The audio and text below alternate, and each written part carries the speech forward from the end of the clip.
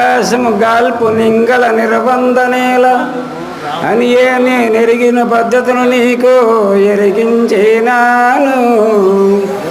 ముజ్జగములయ్యను వీట్లా నాతోను, ముజ్జగములయ్యను వీట్లా నాతోను.